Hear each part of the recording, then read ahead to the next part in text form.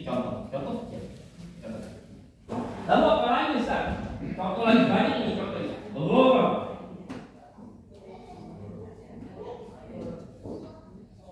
Gorong itu adalah ketidakpastian, ketidakjelasan.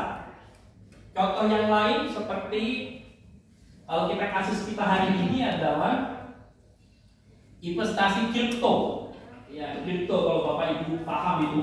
Nah, investasi kripto itu di Indonesia kripto itu. Pak Ustadz, ada kasus handphone. Misalnya ada salah satu investasi di handphone kita.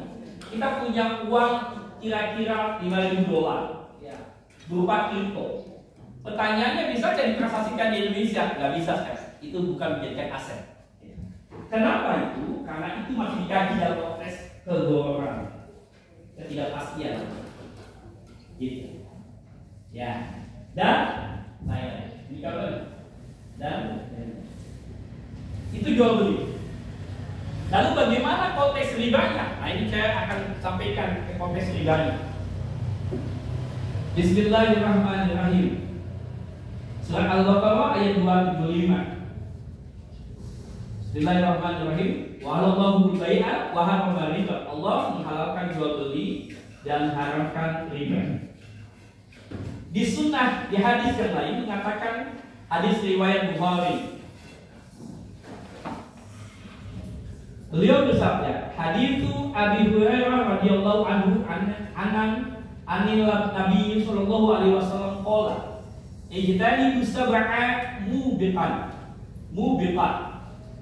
Abu Hurairah radhiyallahu anhu berkata, Nabi sallallahu alaihi wasallam bersabda, tinggalkan 7 dosa yang dapat membinasakanmu.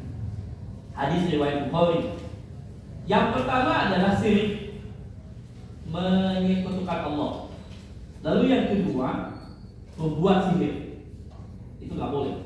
Ya, itu di ayat yang lain surat Al-Luqman mengatakan la tusyrik billah. Keluarga Luqman menyampaikan nasihat kepada anaknya yang pertama, la tusyrik billah. Jadi memang syirik itu memang menjadi dosa yang diawali karena dia menduakan Allah Subhanahu wa taala. Yang kedua, kata Rasul, yang dosa yang harus membinasakan itu adalah berbuat sihir. Yang ketiga, membunuh jiwa. Ya, membunuh jiwa. Jadi hari ini ketika jiwa tidak ada harganya, maka tunggu, itu dunia itu akan binasa semuanya. Anak bunuh bapaknya, bapak bunuh tetangganya, polisi bunuh polisi, ya itu lagi ngetren kan gitu. Luar biasa. Lalu setelah meninggal dunia, pacarnya dimutilasi, dikosan. Lalu yang tangannya di sungai, badannya di luar biasa. Jadi harus di akhir zaman bunuh orang itu tidak terbiasa. Hal yang sepele supaya tidak terciduk oleh polisi.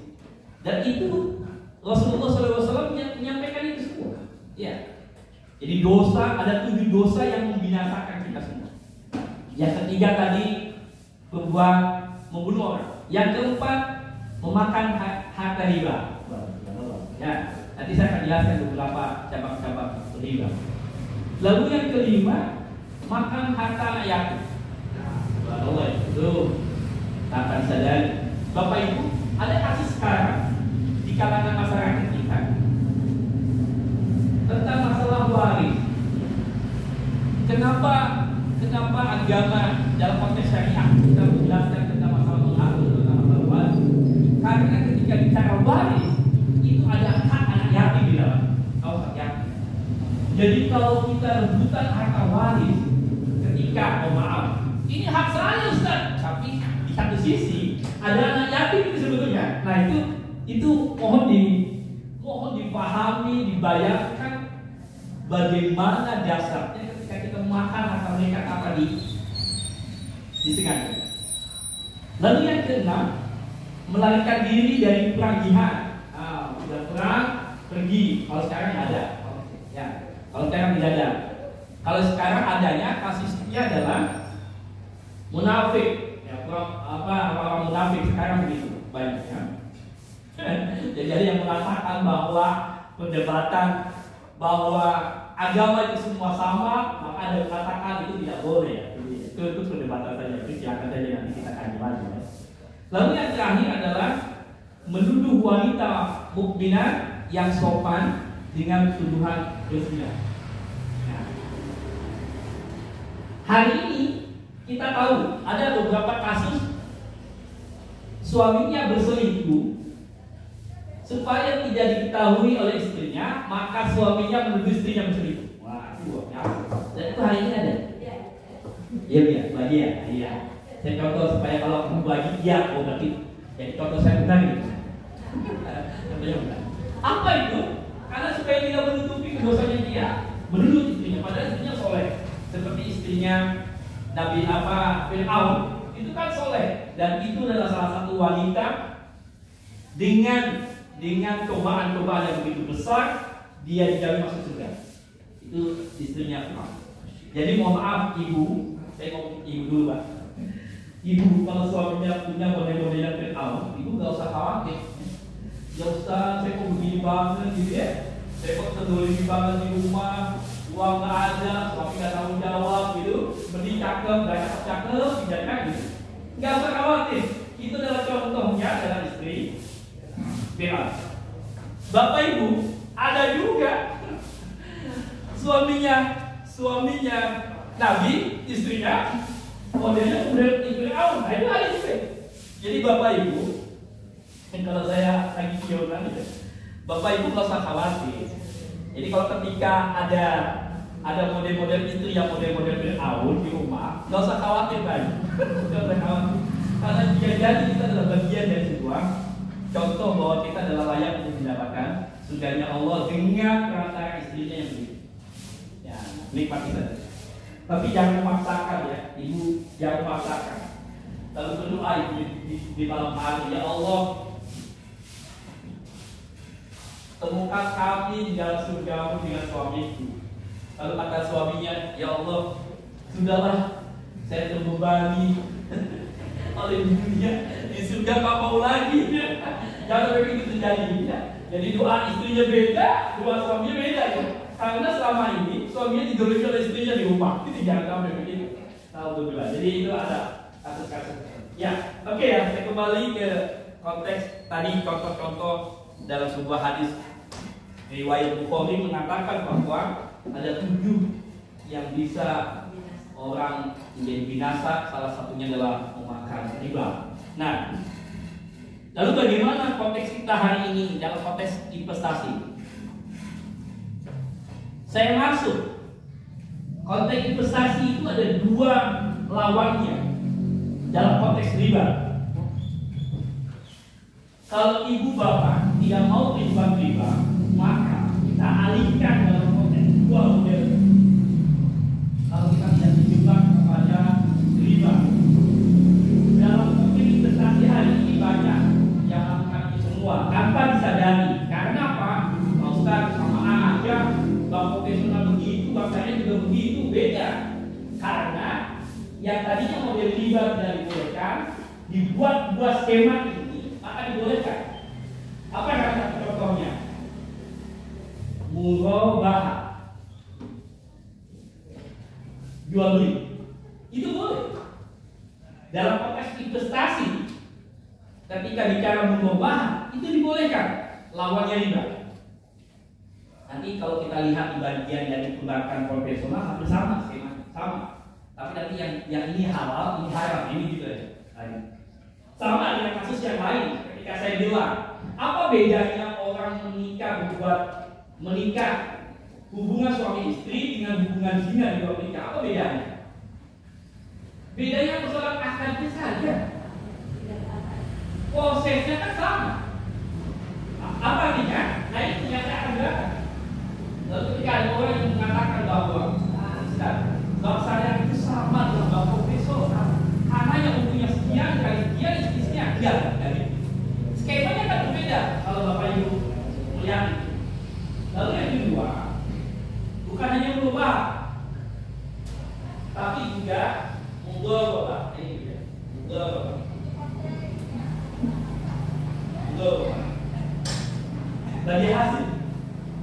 Murabahah itu jual beli, murabah itu adalah bagi hasil. Ini skema, contoh skema investasi. Kalau kita menganalisis tentang masalah itu, maka itu dibolehkan. Itu bukan kategori riba. Kenapa itu dibolehkan, riba tidak bolehkan? Oke, skemanya hampir sama, keuntungannya itu boleh sama, tetapi yang satu haram, yang satu halal. Itu. Bismillahirrahmanirrahim. Saya bicara tentang masalah riba dulu. Riba itu dalam perspektif perdebatan ulama, dalam konteks yang itu menyatakan bahwa riba itu adalah qat'i, haram hukumnya. Semua ulama mengatakan sama. Riba itu haram hukumnya, selesai. Tidak ada ilah kecuali yang begini enggak. Sama semua. Tetapi perbedaan sekarang analisisnya adalah bank konvensional. Apakah bank konvensional itu adalah riba atau tidak? Itu nanti perdebatan yang lain. Nanti ada perdebatan yang lain. Tapi saya nggak masuk situ. Saya masuknya sini ke fokus yang utama. Bismillahirrahmanirrahim. Riba itu konteksnya adalah az-ziyadah. Az-ziyadah. Az-ziyadah. Az-ziyadah itu apa itu az-ziyadah itu? Adalah tambahan. Tambahan.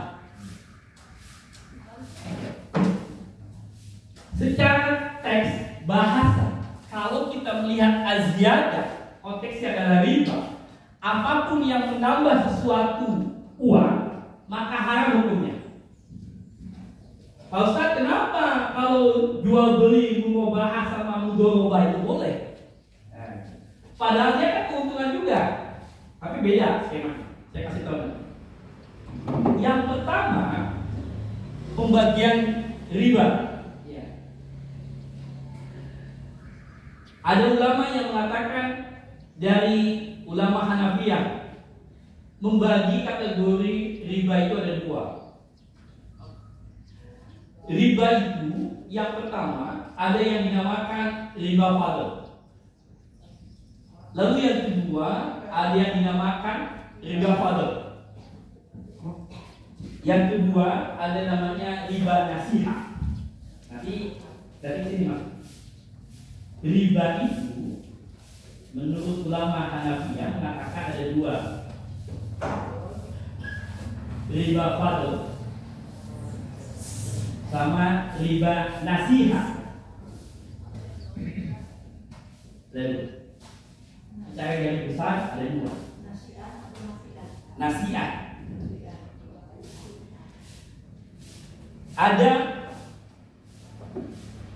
Ada hadis yang mengatakan bahwa Ibnu Abbas dari Usama, Ibnu Zaid, Ibnu Arqam, Zubair, Ibnu Zabir mengatakan bahwa di hadis Bukhari dan Muslim mengatakan la riba illa bi nasi'ah. La riba, tidak ada riba illa kecuali fi nasi'ah. Kecuali ada riba nasi'ah.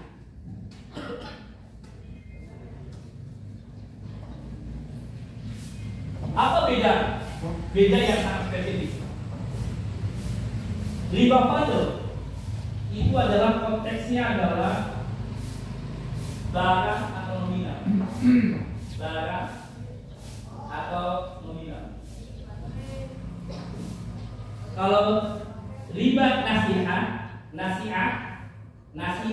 gitu, nasi'ah itu adalah konteks waktu. Ini yang perdebatan ulama dalam konteks perbankan profesional. Ya, jadi kalau misalkan ada perdebatan kayak gini, bagi saya tidak ada masalah. Hal yang paham, karena inilah dari memang penjabaran begitu perdebatan. Tetapi kalau yang mau bahas sama mudharabah, sahih ada ini. Ya. Oke. Contohnya bagaimana dalam konteks riba fadl? Jual beli yang mengandung unsur riba pada barang sejenis dengan adanya tambahan salah satu benda tersebut. Emas dengan emas, gandum dengan gandum, jagung dengan jagung, apa boleh? Apa salah satu contohnya? uang dengan uang, haram. Nah ini, makanya ada istilah apa pun wajib bank harian kan? Ya, ngomongin bank, saya bilang bank apa ya? Nah, langkah kata itu bank keliling gitu ya, atau bank keliling atau bank apa tadi ngomong? Ya. Tapi kalau kasih boleh. Ya, gitu. Ya, bank keliling. Nah, riba fadl itu salah satunya adalah yang ngomongnya adalah bank keliling. Awas hati-hati. Bank keliling. Iya. Contohnya. Oh iya, pulang petang, bawa tas kecil. Iya, pas keluarin nokat-nokat. Dibantu gitu. Itu apa tuh? Itu masuk ke fadl. Apa itu contohnya? Karena barang dengan nominal, barang atau nominal. Contohnya bagaimana? Kalau kita pinjam uang 5.000 maka dibayar 5.000, selesai, tidak ada masalah. Yang masalah adalah ketika ziyadah dalam konteks riba itu ada tambahan. Itu masuk kategori fadl. Tadi. Ya, nanti kalau yang ini enggak nih. Kalau ini maksudnya ada nih. Kalau ini enggak. Yang kedua, model riba yang konteksnya adalah nasihat. Nasihat itu makin lama jangka waktunya, makin tambahannya makin besar. Nah ini riba nasihat. Dalam konteks ulama yang lain mengatakan bahwa ini masuk kategori istilahnya adalah riba jahiliyah. Apa riba jahiliyah? Riba jahiliyah itu kalau hari ini zaman dulu, kalau sekarang nggak ada, kesannya nggak ada, padahal ada itu zaman dulu. Ibu pinjam 5.000, dibayar bulan depan, bulan Januari. Bu, 10% ya. Jadi bilang 10%. 5.500. Dibayar pindah Februari ya. Ya. Tapi Februari nggak bisa bayar. Nambah lagi. Oke. Maret. Oke ya. Kesannya 5.000 saya mau buang 5.000 atau 5.000. Ya weh. 5.000 atau 5.000. Tapi ini ya itu jatuh. Nah, jadi 1.000 ya. Kali berapa itu maka terjadi kasus sekarang. Apa yang kasus sekarang? Di pinjaman online yang mengaku pinjaman 10 juta lalu harus bayar 30 juta. Bayar. Dan apa akhirnya nggak bisa bayar bunuh diri karena stres dia. Karena sudah ditekan oleh pinjolnya, pinjaman online pokoknya. Ini yang model-modelnya ini riba nasihat. Oh terjadi. Ya betul. Makanya ibu bapak jangan terjebak kepada pinjaman yang online itu nggak usah. Jangan lumayanan kalau bahasa kita. Jangan lumayanan. Ya 10 juta 5 juta malah pinjam aja ke Pak Haji Diono ketua Pak Haji yang 5 juta nggak anak sekolah bisa lah insya Allah diatur lah bulan depan atau 2 bulan selesai lah. Jangan 5 juta atau ojol lah. Udah ribanya dia terjadi juga ya. Awas aja. Iya jadi. Atau pinjaman-pinjaman yang di pasar. Iya kesannya dia membantu tetapi tadi itulah pinjaman online. Skemanya riba nasihat luar biasa. Makin besar nominalnya, makin lama waktunya, maka tambahannya makin besar. Awas hati-hati. Itu berarti tidak sesuai dengan prinsip saya. Awas hati-hati. Ibu bapak, saya ulangi nih. Kalau nominal, kalau pokoknya 10, ketika ditambah tambahannya nominalnya bertambah maupun waktunya bertambah, maka makin besar, maka ini awas hati-hati. Itu melanggar dengan konteks saya. Lalu bagaimana kita masuk ke perbankan syariah kodamnya? Saya kasih 2 jelas penjelasan lagi. Nanti habis ini boleh tanya. Bagaimana kalau mau bahasan kenapa ini boleh, ini nggak boleh? Yuk kita bandingkan. Sepintas sama, tapi ini beda. Sepintas sama, tapi ini itu halal dan haram. Belum bahas jual beli. Ibu, saya kira ada banyak yang jualan. Kalau kita punya uang 5.000, modal 5.000, maka kita jual berapa? Kalau jual beli ya, 6.000. Gak mungkin 4.500. Ntar saya sedekah aja deh. Saya ikhlas. Enggak, itu namanya bukan jual beli, itu namanya sedekah. Hati-hati nih. Ya, ini muamalah nih, untung. Baik, kalau saya ngomong sama Pak Jono, gak boleh direknya. Iya lah, Pak Iya. Kita sama-sama pedagang, dia bilang. Pak Jono pedagang, saya juga pedagang nih, dia bilang. Ya, kalau 5.000, kita untung boleh dong. 1.000, boleh jadi berapa? 6.000, boleh. Pak Ustaz, ininya ziyadah enggak? Enggak. Kenapa enggak ziyadah? Jual beli. Kalau ini nominal dengan nominal, kalau ini dengan nominal dengan uang, waktu. Hati-hati. Kalau ini apa? Uang dengan barang. Uang plus barang. Boleh. Hati-hati. Ini dari sini basicnya. Nanti kalau kita basicnya ini paham, maka nanti kita bisa lihat, percaya boleh. Kenapa? Punya ini maksudnya kan begini. Enggak begini. Hati-hati. Ya. Jangan kabarin. Uang dengan barang boleh. Tapi kalau uang dengan uang tidak pada haram. Uang sama uang haram. Tapi kalau uang dengan barang halal, boleh. Itu yang namanya muamalah jual beli. Nah, mudah-mudahan saya jelas nih. Mudah-mudahan jelas. Mudharabah itu adalah bagi hasil uang plus keuntungan. Keuntungannya dari sini dibagi dua. Dibagi, kalau saya mengatakan termasuk bagi rugi enggak? Bagi untung termasuk bagi rugi enggak? Ya, dalam konteks mudharabahnya ya, dalam perspektif itu ya. Tapi kan kalau kita bicara rugi, masa rugi? Aja untung aja dulu. Ya bagi untung lah ya, bagi untung dulu. Kalau kita nggak mau bagi rugi, dalam perspektif mudharabah itu adalah bagi untung dan bagi rugi. Dalam perspektif itu harus, itu sudah melekat, harusnya begitu, sudah melekat. Tapi kadang-kadang kita ditawarkan investasi maunya untung baik. Pak Ustaz, saya kalau deposito saya bank syariah 10 juta, saya 2 tahun ke depan saya dapat berapa? Kan itu. Padahal di perbankan syariah di waktu tertentu bisa jadi rugi. Ya, tapi juga di waktu tertentu untungnya banyak. Apa maksudnya? Kalau untungnya besar, maka dibagi besar. Kalau untungnya kecil, maka dibagi untung. Kalau rugi lah, rugi mau nggak mau harus. Ya, bagi dua. Ini namanya presentasi. Boleh. Contoh, Ibu Haji nitip saham kepada saya 10 juta. Pak Bin, nanti 10 juta, saya bulan depan dapat berapa? Yang begitu hitungannya. Kita menggunakan berubah. Bagaimana Pak Bin? Yuk, dari 10 juta, Ibu Haji nanam saham 10 juta ke saya. Untung per bulan ketika itu hanya 500.000, kan gitu? 500.000 untungnya nih. Yang 10 juta maka tetap dibagi tetap.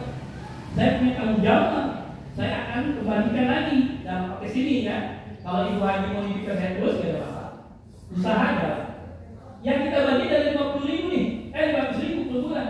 Maka kita tetapkan presentasinya. Saya dapat 70 karena saya usaha, itu 30 ya. Karena kita hanya sampai. Atau kalau misalkan 60% atau 40%. Enggak apa-apa, silakan.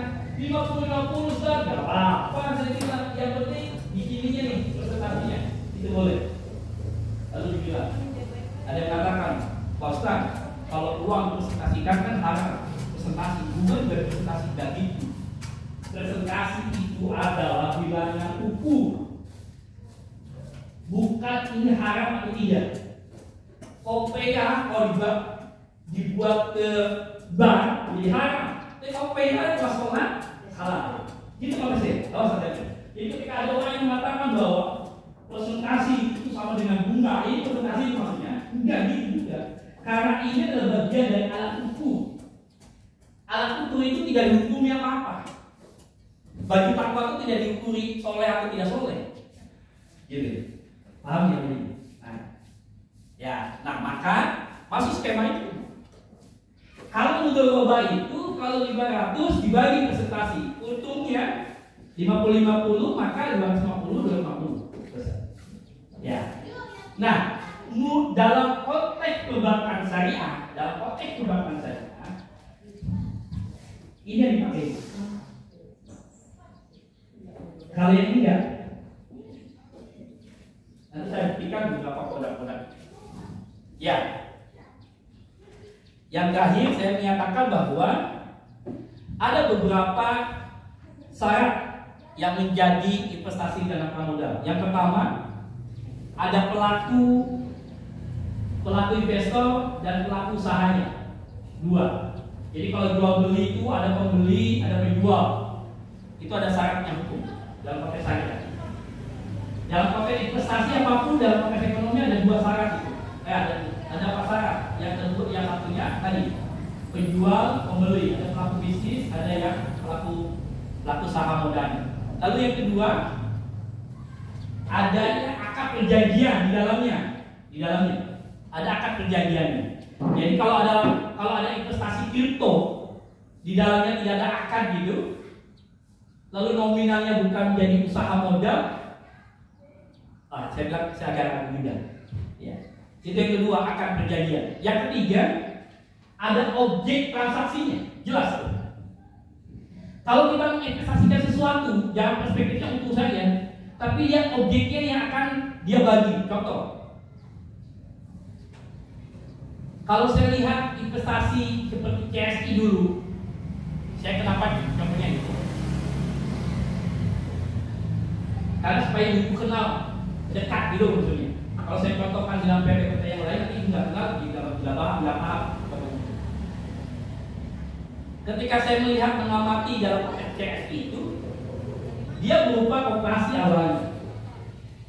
Payung hukumnya badan koperasi, tapi dia menggait investor. Ayo investor per bulan 5% atau 10%, 15%, jangan 5% kalau nggak salah, 5%.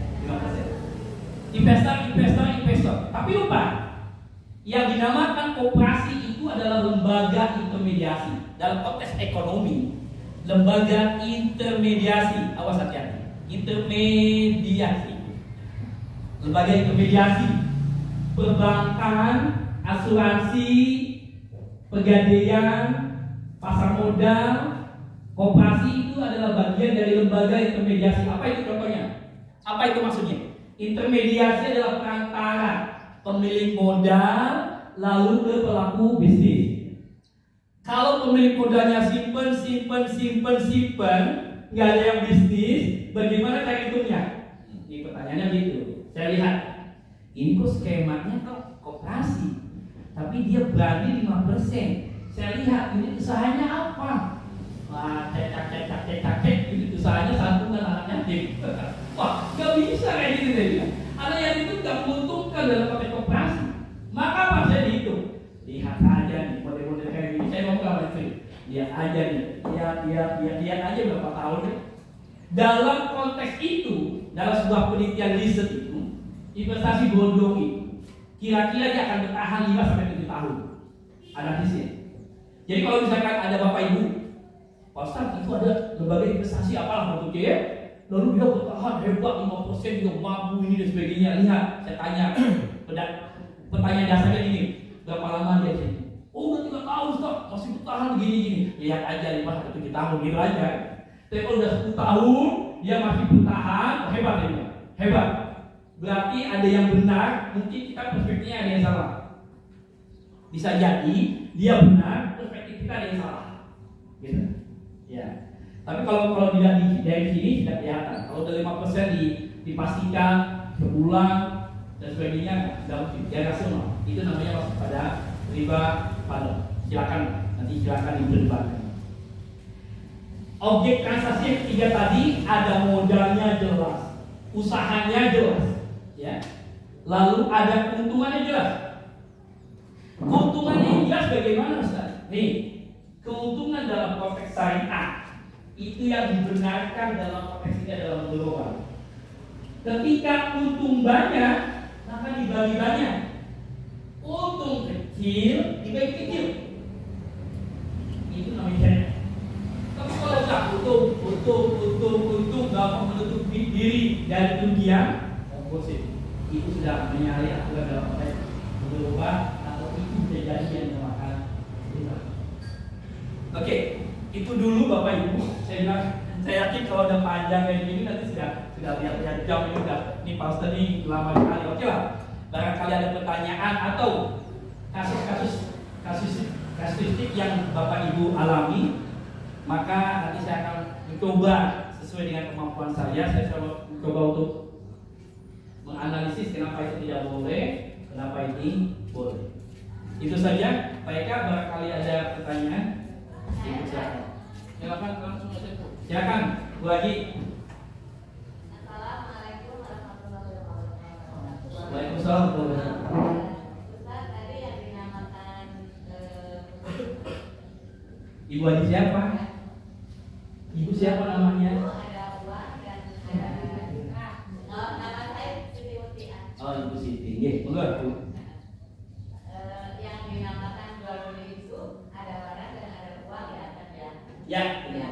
Nah, yang saya tanyakan bagaimana kalau misalnya saya membeli sebuah motor, kalau cash itu misalnya 10 juta, kemudian kalau diangsur itu selama setahun itu jadi sekian, selama 2 tahun jadi sekian. Apakah itu bisa termasuk jual beli atau riba? Terima kasih. Terima kasih. Mau ditampung atau saya jawab? Langsung aja. Langsung jawab dulu ya. Ya. Langsung aja. Oke. Nih Bu, ini yang pertanyaan ini mendasar. Itu di kalangan kita nih pertanyaan begitu terus. Ya, awas hati-hati. Saya pernah ditawarin sama salah satu PT A gitu. Nawarin saya laptop. Atau ibu tadi motor. Beda motor. Oke. Konsep ini adalah mengadopsi konsep jual beli. Nih, konsepnya jual beli. Kenapa jual beli? Yuk kita. Kalau laptop itu di distributor itu 5 juta, harga 5 juta. Yes. Maka PT itu cari untung. Lalu dihitung dalam sebuah sistem manajemen mereka, kita mengambil untung 10%. Contoh ya.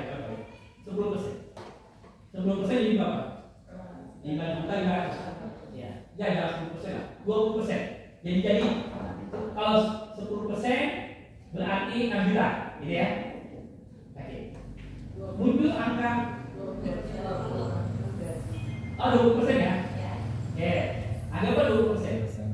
Ketika 20% maka 6 juta, maka menjadi 6 juta. Dari 6 juta, nah ini. Karena kita skemanya nggak punya uang, PT-nya pinter. Wah, ini udah nggak apa-apa, kita kan jual beli. Saya butuh 20% ya, awas tidak persen tidak menghubungi haram atau halal. Karena ini konsepnya adalah jual beli. Awas tidak ini, bukan uang dengan uang. Kalau ini adalah barang. Awas ya, barang dengan uang, boleh. Nih, dari 6 juta masuk dicicil, Pak. Saya mampunya 2 tahun dibagi 4. Awas ya. Cicilan tidak diharamkan dengan persen. Ustaz, cicil bagi haram riba. Tidak. Cicilan itu angsuran sesuai dengan kemampuan. Dari hukumnya apa? Awas ya. Ya, ini terjebak pada ini tadi. Ada orang-orang yang alergi dengan cicilan. Saya nggak repot kalau cicilan itu riba. Ya, cicilan itu tidak terjebak kepada riba. Cicilan adalah skema saja dengan persen. Maka dari 6 juta itu dibagi 12 bulan, jadi muncul berapa angkanya? Ya, boleh. Karena apa? Karena PT tersebut modalnya motornya 15 juta, pengen cari untung 5 juta, jadi muncul 20 juta, 2 juta dibagi punya kemampuan berapa? 3 juta, jadi 3 tahun, berarti dibagi 36 bulan. Contoh, kalau misalkan kita kemampuannya ya 3 tahun gitu sesuai dengan kemampuan, nggak apa-apa, silakan. Itu skema saja, boleh. Gitu. Paham ya tadi? Jadi Bu Haji nggak usah khawatir. Kalau itu jual beli murni, jual beli murni. Tapi awas hati-hati.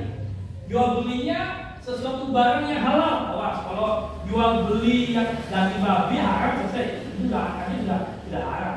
Tapi kalau sesuatu yang boleh, ubah boleh apa saja boleh. Lihat, jual beli. Diniatkan ini jual beli ya Pak. Modalnya berapa? Utuhnya berapa? Saya punya kemampuan 36 bulan. Jadi total sekian saya siap untuk bayar. Tapi barang dengan uang. Ini kan uang. Contoh muncul angka 500.000 per bulan, ya, 500.000 per bulan. Maka ini uang, ininya barang, itu boleh. Uang dengan barang maksudnya perubahan, bukan uang dengan uang. Tahu saja. Tapi kalau uang, jika menjadi 5 juta, itu kembali 20%, bulan depan bayar 6 juta. Uang dengan uang. Sepele, untungnya sama, tapi yang ini halal, ini haram. Paham ya, Bu Haji? Ibu Haji Siti, paham ya? Ya, jadi insya jadi, oke, monggo. Teruskan yang tadi Bu Siti tadi. Oke. Ini sepertinya banyak juga yang leasing itu. Ya, oke. Mereka itu ternyata jual motor itu tidak mau rugi, jadi mereka itu nasabah disuruh mengambil ke bank. Jadi leasing itu dia menerima cash dari banknya dulu. Ya. Gimana? Ya. Terus? Ya. Oh, ya. Jadi kan kita meminjam secara tidak langsung ngambilnya dari bank. Iya. Supaya yang jual motor itu dia terima cash dulu. Iya. Dalam konteks itu adalah kalau kita mau mengambil amannya, cari isi syariah. Cari isi syariah. Tanya kalau ibu nggak mau duit, nggak punya. Ibu mau barang, tapi maunya kecil, tapi mau aman dalam pernikahannya atau tidak syariah, cari yang syariah. Ini cara kita. Dan salah satu strategi yang kita bisa mainkan itu aman dalam pernikahan ya, dalam pernikahan aman. Lalu bagaimana kalau leasing syariah? Kalau leasing syariah, dia kerjasama leasing syariah. Ya, leasing syariah. Kan kita kan nggak ngerti kalau leasing profesional dalam perdebatan yang lain terlarang. Kalau leasing syariah aman, jadi saya nggak mau ke perdebatan ulama ya, ulama fikih apa dan sebagainya itu banyak sekali dalam perdebatan itu boleh, silakan. Tapi pandangan saya, kalau kita aman begitu, kita ambil cari yang di syariah.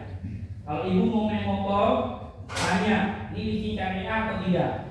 Kalau kata bapak ribet amat sih Pak Ustaz, ya kalau kita mau cari aman, kita nih ada nih gini, wah, kau riba ini, bang saya itu riba, tapi dia motor, tapi dia pakai leasing profesional sama aja, ya, gitu ya. Contoh, leasing syariah, dia akan kerjasama sama dengan bank syariah. Skemanya ada lagi. Dia menggunakan skema apa bank syariah? Bank syariah menggunakan berapa? Leasing, saya bayarin ya 15 juta, motornya nasabah. Oke, 15 juta, oke. Tapi saya nggak hitung dong. Kata ibu, boleh nggak Ustaz? Boleh, karena ini kan jual beli. Jual motornya berapa, untungnya berapa, boleh kan? Berapa persen, boleh. Nanti dicicil oleh leasing, udah saya jamin karena saya supply. Oke, pokoknya Anda jual beli ya, saya beli ini, bayarin dulu nasabah 15 juta. Nanti ente bayar ya saya untungnya kira-kira 3 juta. Cari untungnya berarti 2 juta, kira-kira begitulah ya. Maka total 12 juta. Saya berikan motor itu nasabah kepada Anda berikan ke nasabah, nasabah nyicil pada saya. Paham ya? Jadi kalau saya cari aman, cari yang leasing saja. Skemanya berubah. Itu aja. Oh ada. Coba tanya. Ingat syariah tidak syariah. Sekarang lembaga keuangan syariah semuanya berubah kepada menjalur di syariah. Skemanya berbeda. Jadi ibu nggak usah khawatir, Ustaz saya nggak ada tentang ekonomi, perdebatan kodam dan sebagainya. Udah, cari amannya, cari syariah. Saya yakin Pak Ustaz, syariah sekarang itu tidak syariah. Udahlah, itu mah perdebatan ulama saja. Biar ulama saja yang berdebatkan. Kenapa? Karena di bank syariah atau lembaga keuangan syariah ada yang dinamakan DSN. Apa itu? Dewan Syariah Nasional. Yang dia mengkaji dalam konteks-konteks ini produk-produk yang halal, produk-produk yang halal, kita jangan sampai terjebak kepada kita. Nah ini ya DSN. Nah saya bukan situ Pak. Silakan kalau mau berdebat. Di perbankan atau di lembaga keuangan ada yang dinamakan DPS, Dewan Pengawas Syariah. Ada lagi. Jadi setiap perbankan syariah DPS berbeda. Setiap leasing syariah DPS berbeda. Tapi kalau DSN terpusat di pusat. Hanya satu. DPS dia mengawasi konteks lembaga keuangan itu sendiri. Lembaga keuangan. Baik pegadaian syariah, leasing syariah, asuransi syariah, bank syariah. Itu baik. Mudah-mudahan terjawab dan terpuaskan. Ya, jadi nggak usah ragu kalau yang kayak gitu boleh. Uang dengan barang boleh. Tapi kalau uang dengan uang, ziyadah tambah jangan main-main gitu. Bu Haji saya beli pinjam sih 5 juta, nganggu apa? Nganggu anak, dia itu tas, anu. Ya wes, saya bukan pinjemin ya. Kalau ibu nggak mau pergi, saya nggak pinjemin ya. Saya beliin tasnya 5 juta. Oke. Lalu nanti ente bayar 6 juta ya. Wah itu mah ini ya wes, kalau nggak mau jual beli pakai konsep utang-utang boleh. Utang-utang berarti kalau 5 juta kembali 5 juta, nggak boleh lebih. Haram tuh. Awas hati-hati. Uang dengan uang haram. Tapi kalau kita dibelikan barang, kalau kita mau jual beli, seperti jual beli. Kayak saya tukang material, saya beli semen 50, saya jual 53. Boleh kan? 3.000 saya untung boleh. Gak apa-apa. Yang penting apa? Kalau itu ridho sama ridho. Kalau bapak ibu mau nawar, Ustaz jangan 3.000 sih, 2.000 baik, untungnya 52, nggak boleh ya kan? Namanya begini nawar. Ya.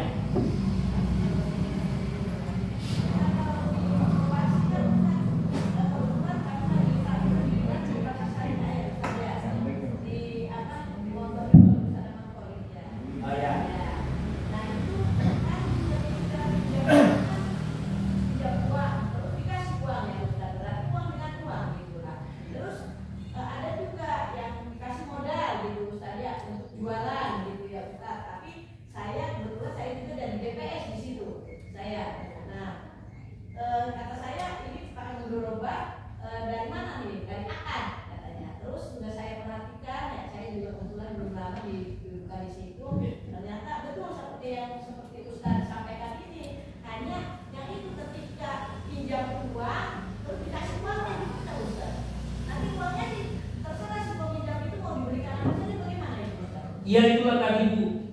Saya bilang oh ini tuh, aduh, saya juga kadang-kadang juga beli juga di koperasi saya. Di IAIN itu agak beli juga.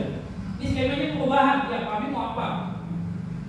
Kalau saya beli minika jelas, saya beli cash ke minika ke dealernya, saya jual belinya, fakturnya saya serahkan kepada koperasi itu. Maka koperasi mendapatkan untung tinggi dari 30 juta, total 8 juta, jadi 38 juta. Kalau kayak gitu tuh gak ada masalah.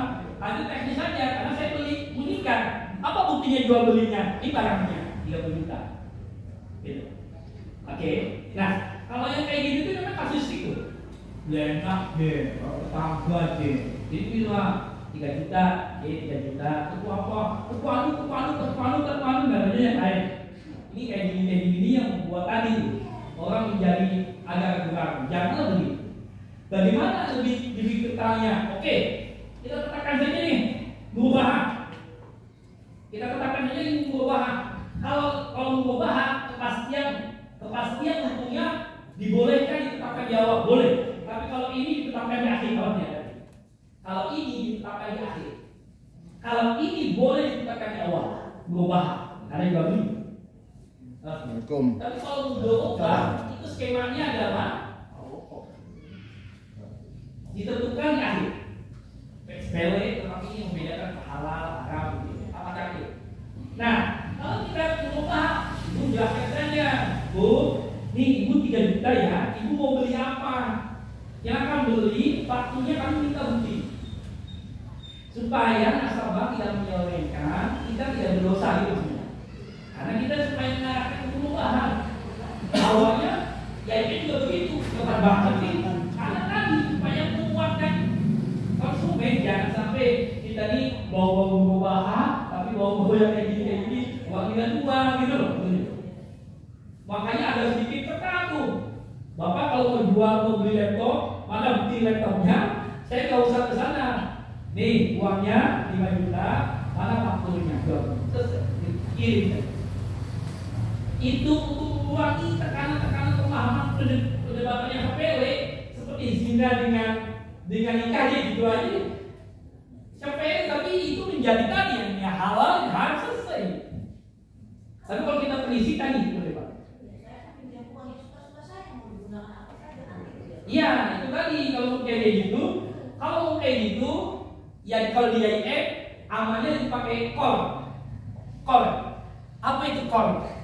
Amal itu kor. Kalau itu bagaimana? Ya sudah lah. Kalau 5 juta, kembali 5 juta lah.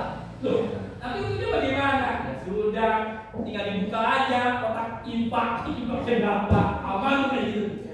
Loh, kalau infak kan sama dengan dipastikan? Enggak, kan ikhlasnya. Aman, karena ini udah gede-gede gara-gara sih.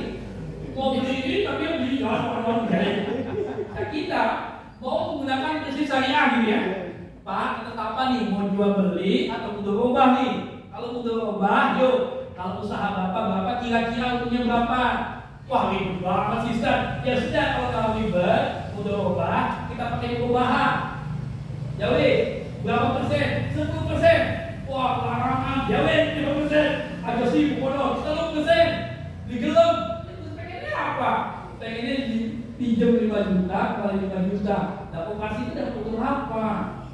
Ya udah, emangnya beberapa kalangan mengatakan menggunakan forward tapi dengan menggunakan skema infak dengan kesedekahkan. Kalau operasi itu payah, operasi itu gak kayak itu. Wibah, oke. Yang penting apa namanya anggota sejahtera, yang penting operasi bisa hidup dan gitu aja pakai kor. Makanya infak tanpa batas, nggak boleh batas atas, batas bawah. Kayak api, pesawat nggak salah, nggak usah masak apalagi operasi internal ya, operasi Muhammadiyah itu jangan yang gitu-gituan lah. Kalau mau cari itu cari serius, cari itu perubahan. Anggota juga nggak apa-apa lah. Kalau 10% jual beli nggak apa-apa, atau juga kan 10%-nya kembali pada operasi itu sendiri buat menghidupkan operasi. Jadi kenapa saya katakan begini supaya lebih tegas? Kalau tadi dalam itu banyaknya ini begini ya, kalau ini bagaimana ya? Ah gitu. Lebih begitu Pak. Iya. Waalaikumsalam.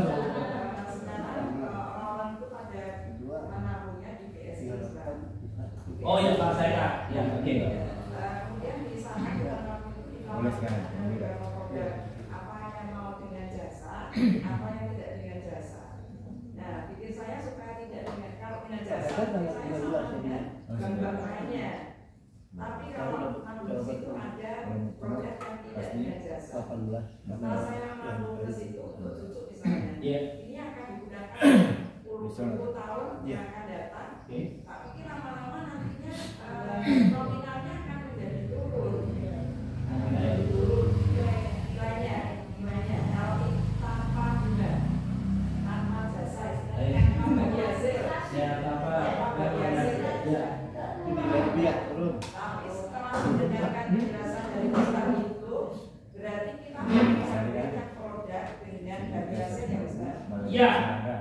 Jadi lebih begitu. Jadi kalau misalkan konteksnya adalah investasi untuk perbankan, itu yang dinamakan deposito. Jadi begitu. Deposito skema 5 tahun. Deposito skema 5 tahun untuk tahun. Karena sudah jangka panjang kan. Nah, itu skema deposito itu dalam perbankan syariah dia menggunakan akad mudharabah. Karena investasi jangka panjang dia menggunakan skema mudharabah. Untungnya banyak, dibagi banyak. Untungnya kecil dari kecil. Jadi aku kalau rugi cuma kemungkinan BSI tidak akan rugi. Kenapa? Karena nominalnya besar. Ya. Ayo gitu. Pakai skemanya deposito boleh. Karena dia menggunakan berubah boleh. Bisa 5 tahun ke depan, uang saya yang tadinya 10 juta itu jadinya nggak apa-apa. Kali itu berubah. Investasi boleh. Boleh. Siapa nggak boleh? Ya, ini skema deposito simpanan dalam jangka waktu tertentu diambil nanti mendapatkan plus. Ini namanya apa? Nisbah bagi hasil, bukan bunga, bukan jasa. Oh, ya. Jadi kalau dalam perbankan profesional, bank syariah, nih bank syariah, kalau bank syariah itu namanya ada 3 skema, ada skema nisbah bagi hasil. Jadi kalau ibu mau ngomong bank syariah mendapatkan bunga, kalau salah. Jadi bunga penampakannya dengan itu. Nisbah bagi hasil. Bahasa yang artinya yang kedua margin dari jual beli. Ini tadi 10%, 5% dari perubahan. Oke. Atau dengan fee atau ujur. Ujur itu dari jasa. Sewa itu. Ya, sewa produk. Ya, itu. Hanya 3 skemanya. Nisbah, margin, fee. Kalau di bank profesional apa? Hanya bunga dan fee. ADM. Kalau bahasa kitanya biaya administrasi gitu ya, itu boleh. Fee. Di bahasa saya juga ada. Karena dia menawarkan jasa. Yang namanya jasa boleh mendapatkan fee dari nasabah. Dibolehkan. Ada skema. Jadi kalau ibu kalau mau perbankan syariah, operasi syariah, leasing syariah, temanya ini nggak boleh ngomong ini. Ini benar-benar saya sudah memberikan pencerahan. Jadi perbankan syariah tidak ada sekali ngomong jasa bunga jangan. Atau sini bagi hasil, margin atau jualnya. Ya, karena ini berbagi dengan produknya. Kalau itu bagi hasil untuk apa? Kalau margin itu jual beli. Kalau fee sewa, contoh ijarah, ini contoh ijarah sewa mewah boleh. Awas ya, skemanya ini. Jadi kalau ini mau maaf ini biasanya 16 kali pertemuan 2 SKS kalau dia ini. Jadi ini nggak cukup, ini hanya pengantar saja bapak ibu. Ini pengantar saja bahwa oh ternyata ada skema itu. Hibah dari hasil, margin, ujung, selesai. Tidak ada bunga atau bahasanya jual jasa nggak ada. Tapi kalau ada yang coba-coba jasa itu bukan dasarnya wajib. Ya. Nah, kalau jasa boleh kan bisa istilahnya pakai fee, makanya ngomong fee yang jasa.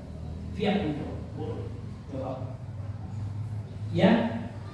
Transfer pakai biaya ATM boleh. Fee benar. Coba kan saya juga pakai transfer. Ngambil ATM pakai ATM. Dan namanya ujung boleh. Iya, sekali ambil itu berapa tuh? 5.000 ya.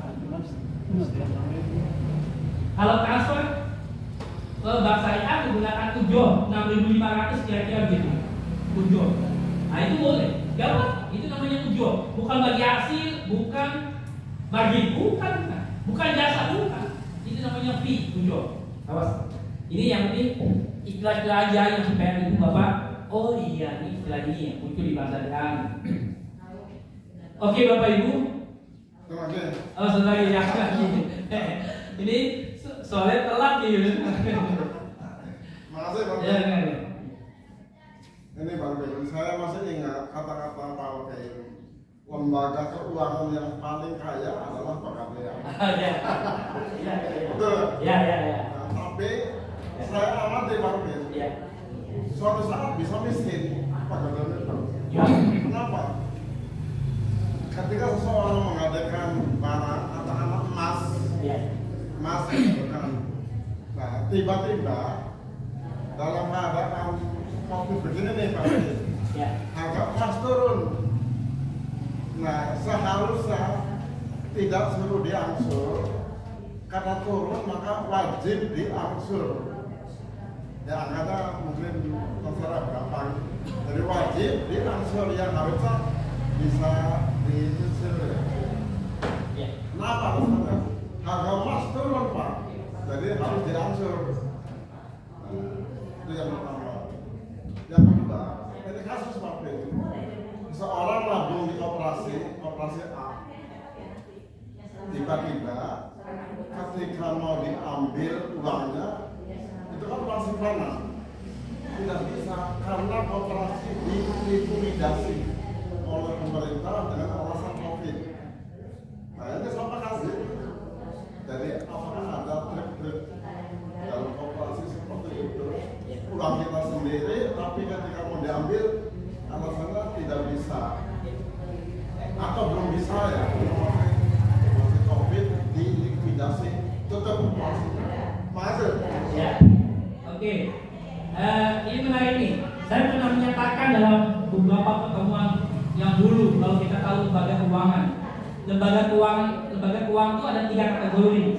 Ada lembaga kaya, ada lembaga yang sedang-sedang. Saya kategorisasi 3 di buku ada. Bapak Ibu cari buku itu gak ada ya. Saya ini istilah aja sendiri. Saya ketika ngajar 3 tahun, 4 tahun, saya ini kayaknya bagus nih kalau bahasa ini dibetulkan. Pegadaian itu adalah lembaga yang paling kaya kalau Bapak Ibu paham. Kalau Bapak Ibu paham, saya mengatakan kenapa mengatakan begitu? Karena dia nggak punya nasabah. Ada investasi, nggak ada. Pernahkah lembaga pegadaian rumah ibu cari investasi? Nggak ada. Maka saya mengatakan itu lembaga paling kaya di dunia ini. Itu gimana saya? Karena dia nggak butuh tolong keliling. Ayo Bapak investasi di kami dong Pak. Nggak ada. Pegadaian. Tapi ada lembaga yang menengah, tidak kaya tidak miskin, saya mau gitu. Tidak kaya tidak miskin itu perbankan. Kenapa tidak kaya tidak miskin? Bapak investasi di bank saya akan investasikan ke usaha modal ke orang lain. Maka tidak ada tuh. Dia butuh juga investor, tapi juga dia butuh nasabah. Balance. Itu yang masuk kategori yang kedua. Tapi ada lembaga yang paling miskin. Itu bukan paling miskin kalau bahasa saya ya. Paling butuh sekali nasabah. Ayo dong Pak. Balik lagi. Ayo dong Pak. Ini nih model-modelnya asuransi. Karena butuh kita. Itu aja kira-kira. Tapi pada prinsipnya gini Pak. Saya mengatakan begitu adalah pada prinsipnya. Semua investasi ini perlu digarisbawahi. Setiap investasi itu ada kemungkinan untung dan memiliki potensi rugi. Awas nih. Di bank saya juga begitu. Siapa yang mengatakan saya untung baik? Enggak. Saya mengatakan juga ada bisa rugi. Tetapi paling tidak, kalau keuntungan itu besar, maka dalam konteks ekonomi dia akan berbanding lurus dengan kerugian yang besar. Awas ya. Ini dalam ekonomi. Nah, maka itu bisa terjadi kayak gitu deh. Tetapi mohon maaf, serugi-ruginya pegadaian nih. Saya kasih tahu nih. Kenapa nilainya bisa turun? Pak Haji, diupin aja. Lama-lama juga naik lagi tuh. Jadi ya biarin aja. Kalau memang hari itu dalam beberapa bulan tahun pegadaian itu rugi dalam konteks investasi tertentu, rugi pasar boleh kan? Rugi bisa rugi dong namanya investasi. Tapi juga pegadaian nggak usah pusing, didiupin aja sendiri, biarin aja deh. Saya makanya, maka saya statement saya tetap pegadaian paling kaya, karena ruginya aja punya emas gitu. Bener ya? Coba bank syariah sudah rugi, nasabah pada uangnya nggak ada. Oh, bener kan nih kata saya nih? Maka bank syariah kategori yang kedua nih, tidak kaya dia, tapi menengahnya. Kaya enggak, miskin dia, tapi dia nggak orang. Ini istilah saya kan. Tapi yang miskin itu kasihan asuransi. Kalau nggak ada yang mau, kasihan itu bisa bantu asuransi. Gitu ya. Tapi ini Pak Ben, mengapa yang seharusnya dibayar tunai di akhir perjanjian? Iya. Tiba-tiba ketika mas turun harus diangsur, dicicil ya? Iya. Kenapa sama begitu? Iya, itu skema aja supaya membantu bahwa barangkali mau investasi Bapak karena COVID menjadi ekonomi, tapi Bapak keinginannya mau investasi di sana, kita pakai skema aja nih supaya tadi keinginan pegadaian pun juga terpenuhi karena ada nasabah yang masuk karena emas, tapi juga pegadaian pun juga nasabah juga terbantu oleh skema begitu. Itu yang pertama. Lalu yang kedua, Ibu, Bapak, operasi hati-hati Ibu Bapak. Ya. Kalau yang terjadinya seperti kasusnya Pak Haji Otong nih, kalau ada nasabah koperasi yang mengambil dalam kredit tertentu, lalu ketika koperasi itu mengatakan tidak ada uangnya atau ditunda dengan berbagai hal, maka indikator yang pertama saya mengatakan bahwa koperasi itu tidak sehat kategori. Awas hati-hati, tidak sehat. Karena koperasi yang sehat kapanpun nasabah boleh diambil, atau 50-50 boleh, nggak ada masalah. Yang penting dananya ada. Gitu. Tapi kalau misalkan skemanya ini, jangan-jangan ada kesalahan manajemen yang kaitannya dengan pembiayaan. Paling tidak ini. Ya, yang pertama kalau kita mau cerdas mau investasi di koperasi, lihat koperasinya itu sehat atau tidak pertama. Lalu yang kedua, lihat track recordnya, EAT-nya. Kalau koperasi ya, EAT-nya lihat. Tiap tahun naik, lihat perpanjangan 5 tahun belakang. Kalau 5 tahun belakang bagus, EAT-nya bagus, simpen di sana. Tapi awas, jangan konteks CFI pasti 5%. Itu harus awas. Tapi kalau misalkan kita siap butuh lubang, untuk dibagi, oke. Maka kita tanyakan dulu, operasi syariah atau tidak. Jadi gitu. Jadi kakak dulu sehat. Ustaz, iya sehat.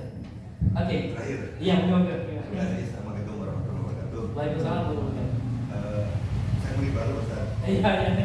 Ada satu hal yang masih ragu-ragu Pak, ini skema tadi. Kalau murabahan bermasalah. Ya. Tapi di mudarobahan ini masih ada ulama yang mempermasalahkan. Yang pertama, di transaksi itu tidak pernah mencantumkan bagi rugi. Iya. Ini dipersyaratkan. Jadi selama ini semuanya bagi untung terus. Jadi menguntungkan nasabah katanya. Bank itu nggak pernah Ustaz dirugikan. Ini bagaimana pendapat Pak Ustaz? Terima kasih. Iya. Bapak Ibu, dalam pemikiran ekonomi syariah itu terjadi 3 aliran mazhab. Bayangkan. Di ekonomi syariah aja ada 3 aliran mazhab. Bukan Muhammadiyah saja dengan NU ya, itu sudah. Ini di ekonomi syariah itu ada 3 aliran mazhab tuh. Bapak Ibu, kalau Bapak Ibu mau mendalami lagi, ngeri juga ya. Makanya mohon maaf. Ketika Ibu, Bapak, wah Bapak itu ekonomi syariahnya aman-aman aja. Saya bukan perdebatan kitab dan sebagainya. Itu ada aliran yang lain, itu ada ya, aliran ekonomi syariah. Wah ada itu. Tokyo begini, ada yang mengatakan begini. Perbankan syariah itu tidak syariah. Banyak. Itu kalau kayak gitu, bangsa ini bagaimana maju kan? Di kalangan ekonomi syariah ada itu. Ya, jadi saya tidak heran Bapak punya keraguan, buat tidak heran. Karena itu tadi ada beberapa. Tapi begini Bapak Ibu, pada prinsipnya dalam konteks mudharabah itu harus untung dan rugi dibagi. Pada prinsip dasar makna mudharabah. Ya, ini makna mudharabah itu baru. Tapi kan dalam konteks kekinian BSI atau Bank Syariah punya skema yakin dengan keyakinan kita. Kalau kita diomongin nih, Pak nanti rugi ya, mau nih kayak baik, kayak gitu umat Islam itu dapat itu mau bayangkan. Kalau kayak gitu marketingnya kan, nah itu dari sisi yang itu yang dinamakan mazhab konservatif. Nah akomodir Pak, kalau rugi wah masuk nanti Bank Syariah kayak gitu bacanya siapa itu? Jadi 3 mazhab ini bagi saya nggak ada masalah. Anti mainstream, ada konservatif, nggak ada masalah. Silakan aja. Makanya saya ada beberapa kalangan dengan beberapa orang yang mengatakan bahwa saya punya buku. Saya dapatkan tahun 2000 ketika saya kuliah pertama kali.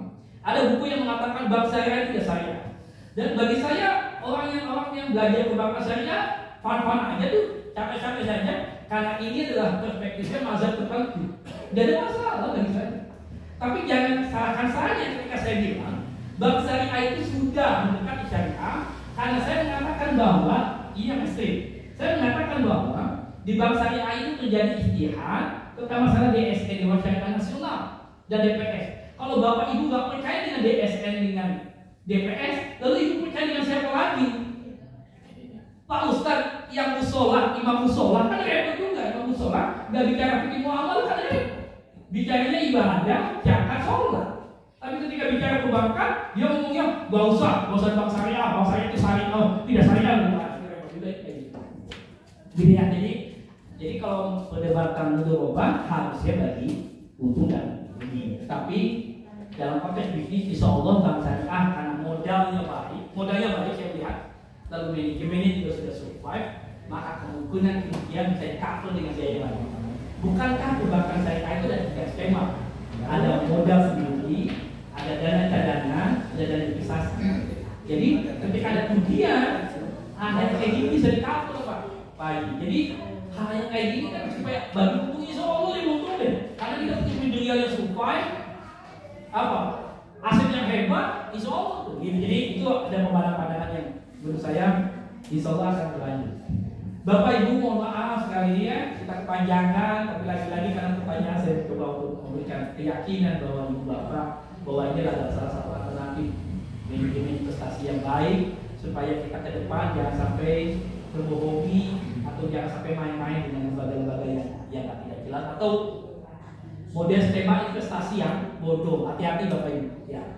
Kripto dan sebagainya menjanjikan keuntungan sesaat, tetapi lihat 5 tahun sampai 7 tahun ke depan apakah lembaga itu masih survive atau tidak. Kalau tidak survive berarti skemanya tidak.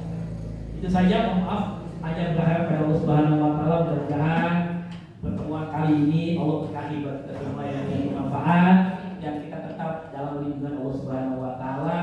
Mohon maaf sekali barangkali ada kesalahan dari saya datangnya, tapi kalau beberapa hal yang kebenaran mudah-mudahan Allah Subhanahu wa taala membimbing kita semua.